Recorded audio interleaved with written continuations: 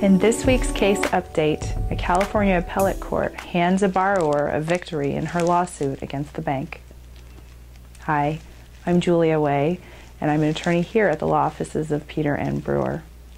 As many of you know, I frequently represent secured creditors in bankruptcy and also private lenders in collection matters.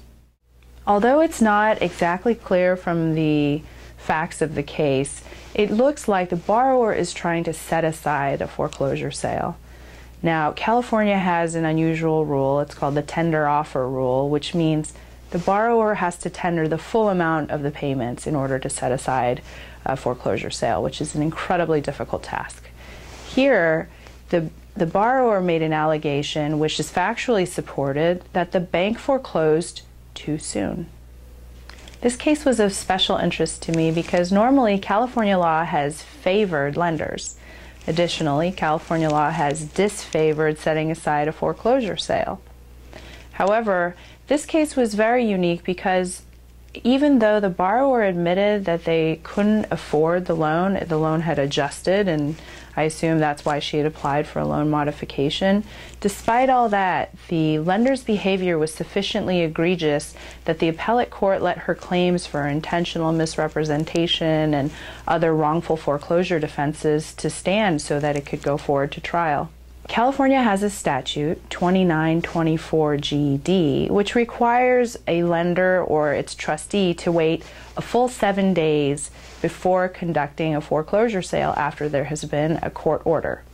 In this case, the court had issued a TRO stopping the sale, and the TRO had dissolved. What the lender did was have the trustee foreclose the next day.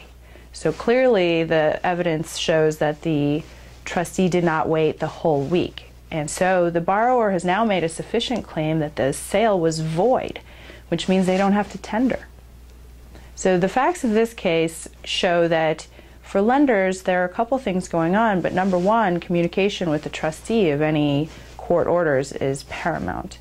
Number two, as you read more of the facts of the case, you see that the court was really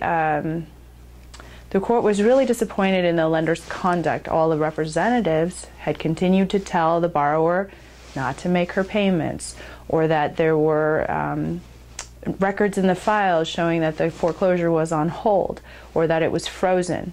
These types of representations are clearly confusing to a borrower and gave credence to her allegations for intentional misrepresentation against the lender.